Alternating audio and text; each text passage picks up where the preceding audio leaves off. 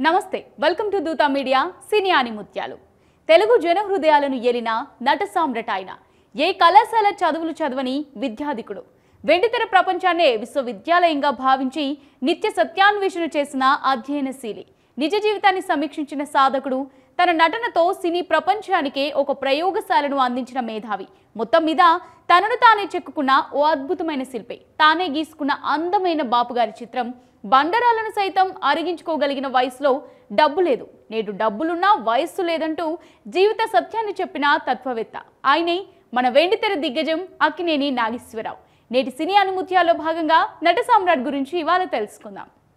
Akkineni Nageswararao 1923 September 20న Krishna జిల్లాలోని రామాపురంలోని దిగువ మధ్యతరగతి వ్యవసాయ కుటుంబంలో జన్మించారు. పల్లెల్లో పొలాల్లో పనిచేసుకుంటూ నాటకాలలో చిన్న చిన్న పాత్రలు వేసుకుంటూ నట ప్రస్థానాన్ని ప్రారంభించారు. స్త్రీ పాత్రలు వేసి తొలినాళ్లలోనే అందరినీ ఆకర్షించారు. 16 ఏళ్ల వయసులో అంటే 1940లో ధర్మపత్ని సినిమాతో వెండితెర ప్రపంచంలోకి అడుగుపెట్టారు. 20 ఏళ్ల వయసులో సీతారామ జననం సినిమాతో తొలిసారిగా కథానాయకుడిగా తెలుగు ప్రజలకు పరిచయమయ్యారు.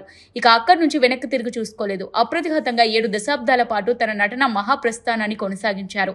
అక్కినేని తొలి స్వర్ణోత్సవ చిత్రం దసరా బుల్లోడు, సీతారామ జననం చిత్రంతో మొదలుకొని మాయాబజార్, చెంచులక్ష్మి, భూకైల, శ్రీ కృష్ణార్జున యుద్ధం, బాలరాజు, రోజులు మారాయి, నమ్మిన బంటు, మిస్సమ్మ, సంసారం, గుండమ్మ కథ, బ్రతుకు తెరువు, అర్ధంగి, ఆరాధన, దొంగరాముడు, డాక్టర్ చక్రవర్తి, మాంగళ్య బలం, ఇల్లరికం, శాంతి నివాసం, భార్యాభర్తలు, వెలుగు నీడలు, ధర్మదాత, బాటసారి, దేవదాసు, ప్రేమ్ నగర్, ప్రేమాభిషేకం, మేఘ సందేశం, సీతారామయ్య గారి మన్మరాలు, ఇలా చెప్పుకుంటూ పోతే ఎన్నో మరుపురాని చిత్రాలున్నాయి. తన అద్భుతమైన నటనతో ఎన్నో పాత్రలకు జీవం పోశారు. చివరికి 9 వయసులోనూ మనంలో జీవించి మెప్పించారు. జీవితంలో తుది శ్వాస వరకు నటించిన అరుదైన చరిత్రను లిఖించుకున్నారు. ఆయన సినిమాలు, వాటి రికార్డులు, ఆయన పోషించిన పాత్రలు వంటి వాటి గురించి ఎంత చెప్పినా తక్కువే. సాంఘిక, పౌరాణిక, జానపద సినిమాల్లో నటించి తెలుగు ప్రేక్షకులను అలరించారు. తెలుగులో డాన్సులు చేయడం కూడా స్టార్ట్ చేసింది అక్కినేనినే. ద్విపాత్ర పోషణం ఆయనతోనే మొదలైంది. నవరాత్రి సినిమాలో ఏకంగా 9 పాత్రలు పోషించారు. ఆయనే తొలి నవల నాయకుడు కూడా. ఇక ప్రేమికుడు, భగ్న ప్రేమికుడు పాత్రలు ఆయనకే చెల్లాయి. భగ్న ప్రేమికుడిగా దేవదాసులో ఆ విశ్వరూపాన్ని మనం చూడొచ్చు. హీరోకు ఆయన ఒక స్టైల్ తీసుకొచ్చారు. ఆ హెయిర్ కట్, ఆ మీస కట్టు, డ్రెస్ ను కొన్ని లక్షల మంది అనుకరించారు. ఆయన స్టైల్ కొన్ని తరాలను శాసించింది. అడుగడుగున అనువనున తనను తాను భద్రంగా కాపాడుకోవడానికి గెలుపు గుర్రంపై స్వారీ చేయలేనింత చెప్పలేనంత తపన పడ్డారు. హై స్కూల్ విద్య కూడా దాటిని అక్షరాస్యతతో మహాకవి కాళిదాసు, తెనాలి రామకృష్ణ వంటి మహాకవుల పాత్రలు వేయడం ఆయనకి చెల్లింది. నిజ జీవితంలో దైవభక్తి ఎరగని అక్కినేని పరమ భక్తులైన తుకారాం, విప్రనారాయణులుగా జీవించిన తీరు అనన్య సామాన్యం. అమరశిల్పి జక్కనగా ఆయన వేసిన ముద్ర అక్కినేని సొంతం. నటుడుగా తనను తాను నిరూపించుకోవడమే కాకుండా అన్నపూర్ణ బ్యానర్లు, ఆనిముత్యాల వంటి ఎన్నో అద్భుతమైన సినిమాలను నిర్మించారు. తెలుగు నేలపై చిత్ర పరిశ్రమ ప్రభవించడానికి కృషి చేశారు. కె విశ్వనాథ్లో దర్శకత్వ ప్రతిభ ఉందని తొలిసారి గుర్తించిన వ్యక్తి అక్కినేని నాగేశ్వరరావు. కేవలం గుర్తించడమే గాక ఆత్మగౌరవం సినిమాకు దర్శకుడిగా అవకాశం ఇచ్చి ప్రోత్సహించారు.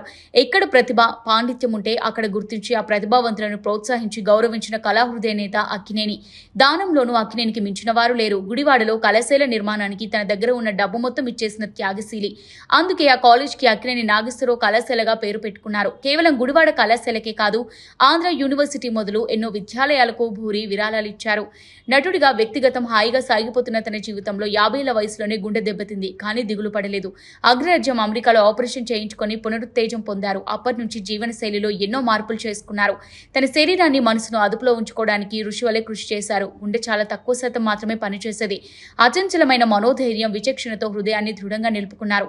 ఆ తీరు అన్యులకు సాధ్యపడదు. సునిశితమైన పరిశీలన, చురుకైన చూపులు, పాదరసం వంటి మెదడు, నిలువెల్లా రసికత, గుండె నిండా పట్టుదల, నిత్య కృషివలత్వం అక్కినేని సుగుణాలు, సులక్షణాలు. క్రమశిక్షణకు మారుపేరైన అక్కినేని అకాడమిక్ గా తాను పెద్ద చదువులు చదువుకోలేకపోయినా తన పిల్లల్ని బాగా చదివించారు.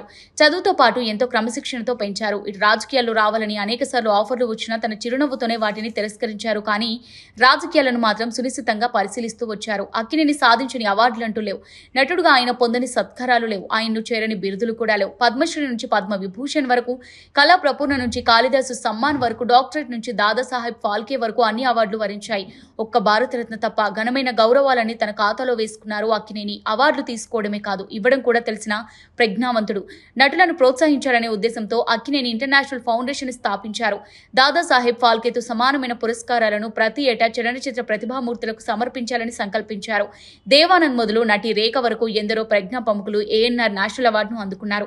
అక్కినేని మరణించిన తర్వాత వారి కుటుంబ సభ్యులు కూడా సంప్రదాయాన్ని కొనసాగిస్తూ వస్తున్నారు. తన ప్రజ్ఞా పాఠవాలతో వెండితెరపై తనదైన ముద్ర వేసుకున్న అక్కినేని అమరజ్యోతిగా నేటికి తెలుగు ప్రజల మదిలో వెలుగుతూనే ఉన్నారు. ఇది ఇవాల్టి సినీ ఆణిముత్యాలు. మరో నటుడి ప్రస్థానంతో మళ్ళీ కలుద్దాం. కీప్ వాచింగ్ దూత మీడియా.